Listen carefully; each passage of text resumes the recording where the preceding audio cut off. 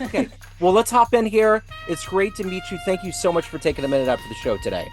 Thanks so much for having me. You bet. So let's begin our journey with this question. I always start with the COVID question. Six Oh, years ago, it was completely changing our lives. How did you get through that era, and how has it oh, changed the way that you do things today? wow, that's a great question. We, my family was living in Oakland, California at the time, and we had lived there for about a decade, and then we moved. It was just in 2021. So moving was part of our COVID coping mechanism in some ways, but taking a broader perspective, how did we get through it? Honestly, with community, even though we were sheltering and in some eras, doing the social distancing thing, we did have a core group of people that we hung out with, and you know processed everything with in our front yards, going for bike rides, things like that. And so um, I have to say that community was probably the biggest factor. And I also have a husband who's would say things like, "Well, at least it's not Ebola," and which is, strange maybe on first hearing that, but he was kind of saying this is like our practice run. He's a little bit of a, I wouldn't say nihilist, but so having someone like that in the family was actually who's very grounded in keeping up with the science, even as it was emerging, the data associated with the pandemic. So I always felt very grounded in, um, you know, perhaps not venturing into some of the low key hysteria that we'd see around ourselves. So we were pretty down to earth about the whole thing. We also had a small child, so we actually felt like some parts of the pandemic were closer to our childhoods in the 80s, where she was kind of running wild with other Yeah. kids in the neighborhood. And so I have to say, for a little bit of that leniency in societal structures, our daughter definitely had a good time. Good deal. Well, let me ask you this. I want to get a handle on what you do for a living. And to do that, I'm going to put you in front of 12-year-olds at career day. And one of the Oh, kids wants to know, what do you do for a living? How do you answer that child? okay. Well, through and through, I'm a writer. So obviously, I write novels. That doesn't necessarily pay the bills for me right now. So I have kind of bifurcated my career and done a lot of different kinds of communications for hire, basically. I worked decades as a freelancer, so managing my own editorial freelance practice, as a developmental editor, helping first time authors who are writing books, kind of book coach, writing teacher, editor role, which I really love. And then I've also done all sorts of writing for hire. I mean, more transactional stuff, persuasive website copy, fundraising, communications. And right now, I do work for a small nonprofit called the Women's Environmental Institute here in Minnesota. And we have kind of an environmental justice mission. We run an organic farm, and we have farmer training programs and a farm incubator program.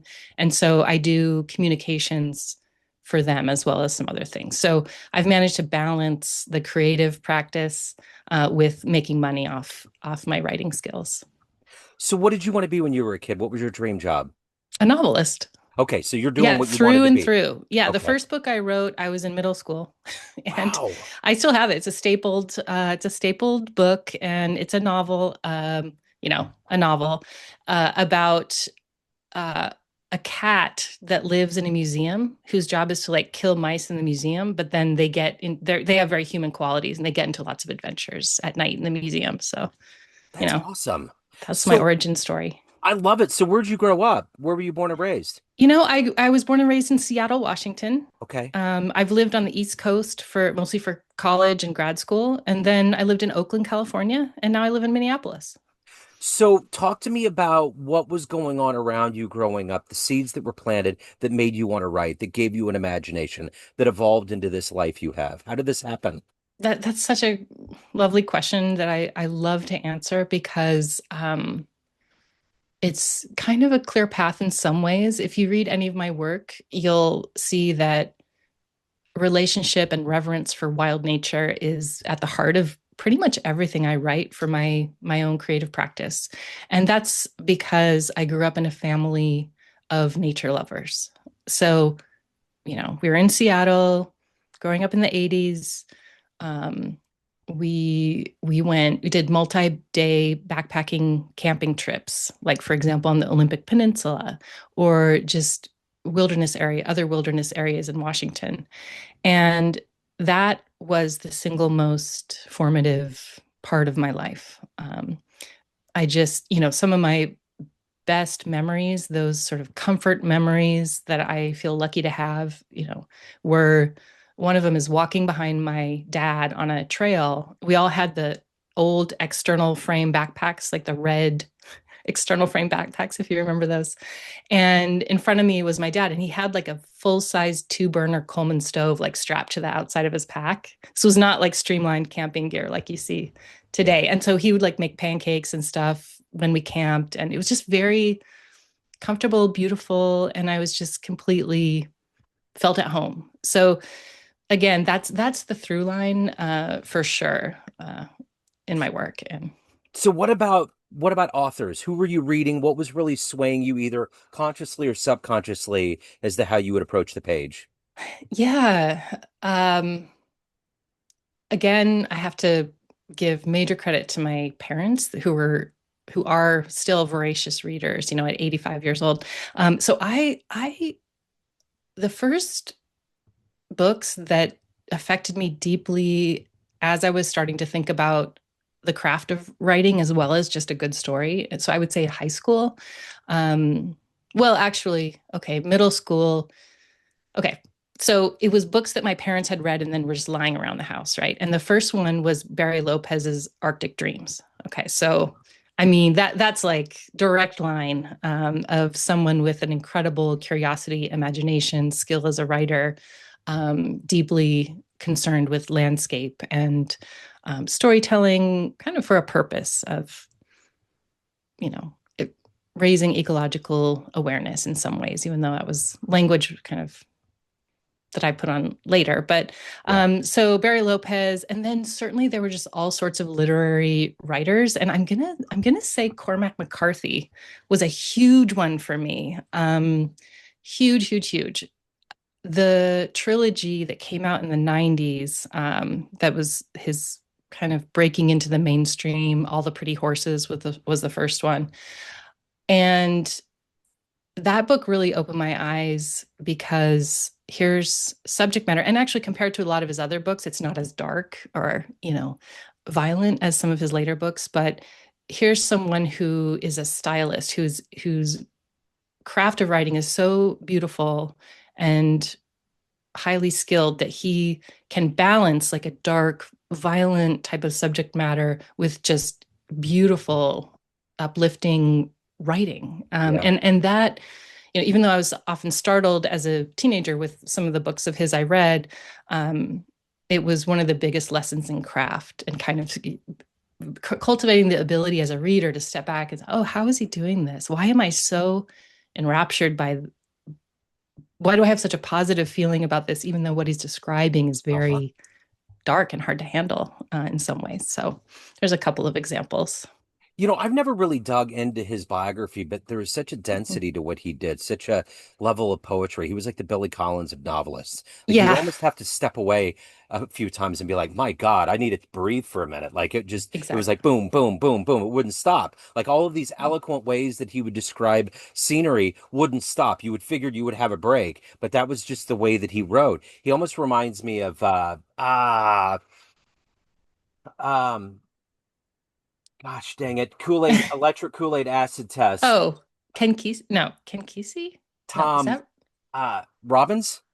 Oh, Tom Robbins. Okay. Yeah, Okay. kind of Washington that author. exactly that Uh-huh. vibe. That they Okay. those two remind me. They're very different, but Yeah. Tom could do the same thing. He could describe a level of like a crescendo scene from Halloween, and you would think it would be some benign moment that we just act we happen to walk onto. It was Hmm. just their way of Hmm.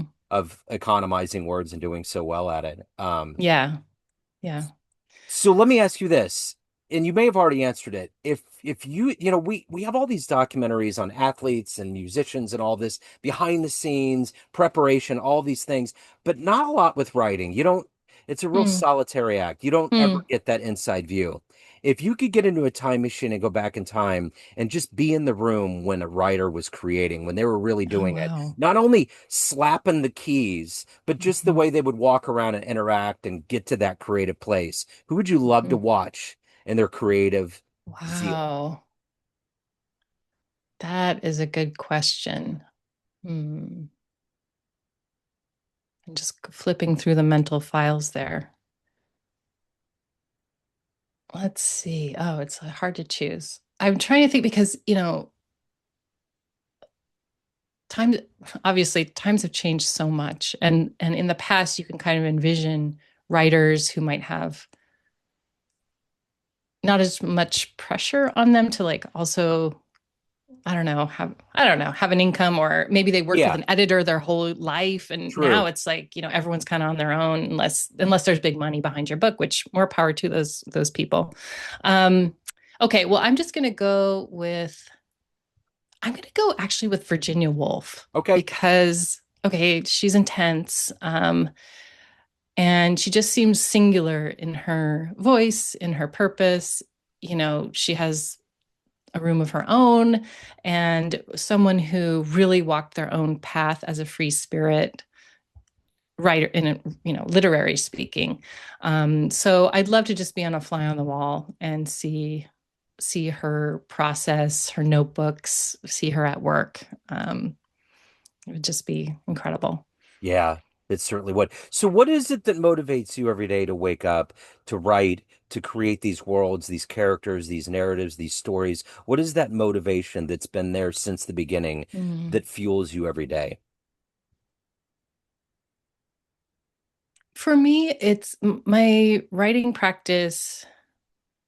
Um, like many writers, it's apart from worldly cares in a way. It's a very personal practice. I do know in my heart that I'm really doing it for myself. The culmination of the artwork is having a reader, and I had a book come out a couple months ago, and it's been amazing. But I was in isolation for like 12 years before that. Um, and so my practice, I think, necessarily comes from just an internal compass and motivation to express myself. And maybe that's just a common denominator among writers, but I've really had to clarify that within myself as I've gotten older. The first, let's say, I don't know, 25 years that I was writing, it just seemed like a no-brainer. Like I never really had to think about it. I mean, I thought about my craft, but the why of it. I just would have my journal practice in the morning. It was very just self-exploration in those pages that would develop ideas for books and also clarify my thinking. Journaling can just be a mode of self-expression in and of itself.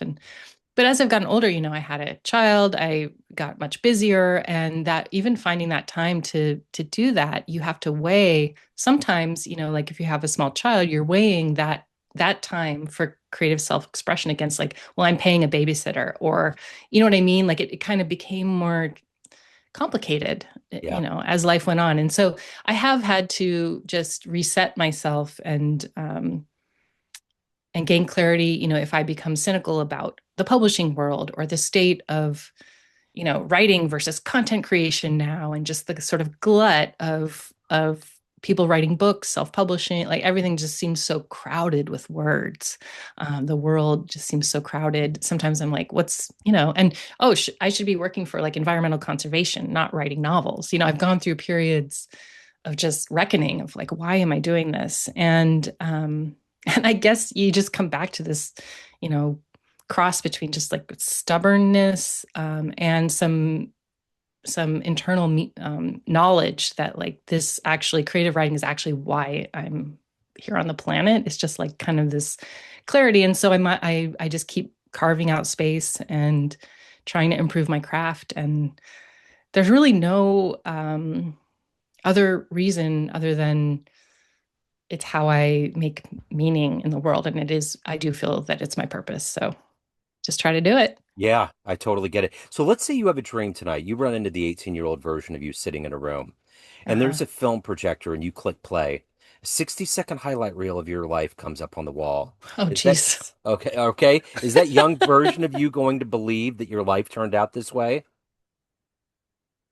Wow. Okay. So 18-year-old me is watching the reel of Yeah. my And life so and far. you walked in at your age, you click play, and you guys are Uh-huh. both just sitting there looking at the wall. Is that Yeah. 18-year-old version going to be like, what's the answer going to be? Um, the only real question, I think they would be like, yeah, that all makes sense, except like, why are you living in Minnesota? Right. There you go. Like I said, it was a pandemic decision to Yeah. move. Yeah. So, I remember when Annette Bening, of all people, played Bob Dylan in that movie that came out a few Oh years yeah. ago. And there was a fever dream in that movie where Bob was sitting at a table and there was a maid in there and he was just anguishing over what he was going to write. And she Hmm. just finally stopped and said, "Write about what's going on right now." And I Hmm. think about America right now and Yeah. being creative. And this is the time where there's probably no room for writer's block. There is so much lunacy and clown showery going on right now. Hmm. There's so many Hmm. things that are on the horizon of all of it. Do you find yourself in a fertile playground of words and creativity at this time, or is there any difference between now and 10 years ago? Um, I have no interest in writing books that try to tell people what to think or reading books that I feel are trying to tell me what to think, Yeah, particularly about what's going on right now. So I think I sometimes I feel like I have a little bit of a different perspective than a lot of other people and writers that I've met lately. And again, it goes right back to that just like deep internal compass I have. I see a lot of writing communities, writers who believe that writing about what's going on in the world and kind of proposing a value system on it is one of the functions of art. right, I don't prescribe to that at all. Um, there are, yeah, I think it is because of our times. A lot of artists and writers, well, I can only speak to the writers that I see around me in virtual space and in real life. They believe fervently that a function of art is to address what's going on in society, and then again go one step further maybe and like sort of propose a value system that they think is better or not.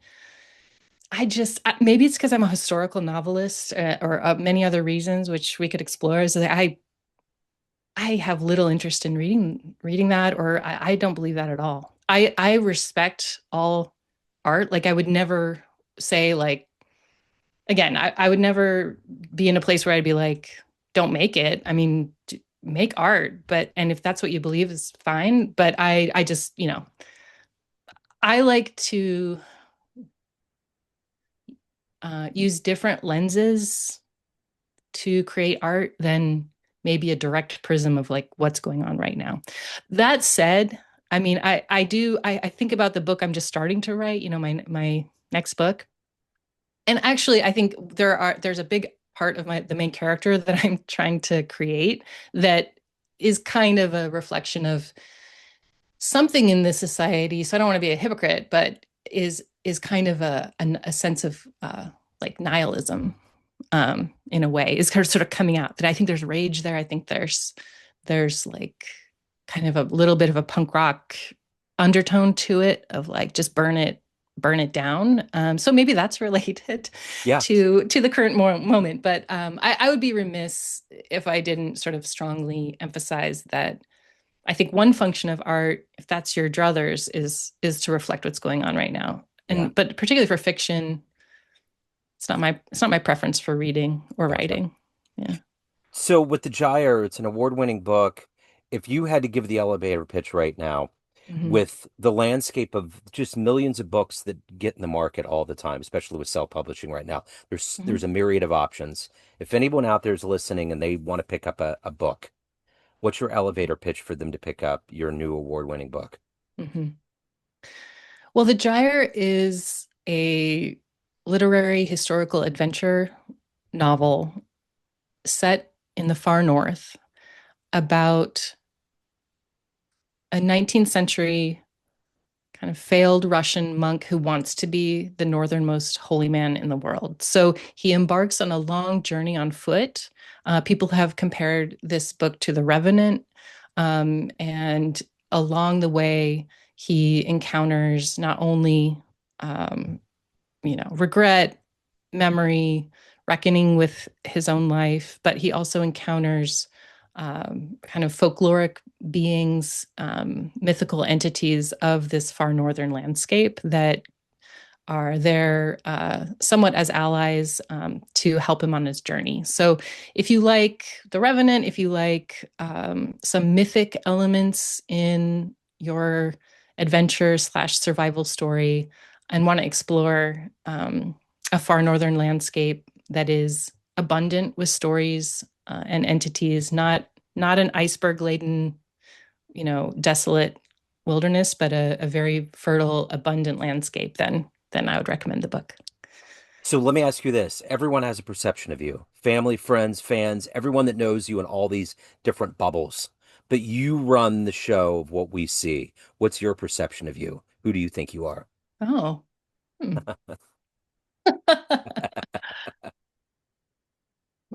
um, who do I think that I am? That's wow, I wasn't expecting that one, I have to say. This is the therapy part. Um, I might be someone who possibly should have lived in the 19th century. I seem to go back to that era, that century, particularly in both of the books that I have published. So I'm someone who, while confident in my life, always in the back of my mind, you know, feel that been uh, I might have more fully reached my potential as as a sort of bohemian 19th century novelist. I love it. So let me ask you this. If you could get into a time machine and go back in time, anywhere in human history and see one event with your own eyes unfold Mm-hmm. before you, it won't create a wrinkle or a weird rip in time. You get to see it and you can come back if you want to. What Mm-hmm. event would you love to have witnessed with your own eyes? Oh, um, There's so much stuff. yeah. I'm just going to go with the first thing that popped into my mind, which Okay. is not necessarily an event, but a specific place and time, and that would be ancient Egypt, the height of the city of Alexandria, Yeah. and witness some some cultural event that showed the sophistication of ancient Egypt and their innovations, their astronomy, their library, their civilization. I think that I've always just had a fascination with Egypt and that civilization that now, even though we have a large body of cultural work about it, it's just would be so incredible to behold. Absolutely. It certainly would be. So The Gyre is the latest award-winning book. If anybody wants to get a copy, any of the other wonderful work, anything else going on in your world, where's the best place for people to go? Um, well, you can buy the Gyre anywhere books are sold, including ordering it from your indie bookstore, but you can buy it on Amazon, other online retailers very easily. You can also go to my website, which is just stacycarlson.com. Okay. I will put that link in the show notes. Stacy, what a joy. Thank you so much. Great to meet you. Best of luck on the book and everything else, the next novel. I really appreciate it. Thank you, Joe. Your questions were awesome. Thank you. I appreciate it. So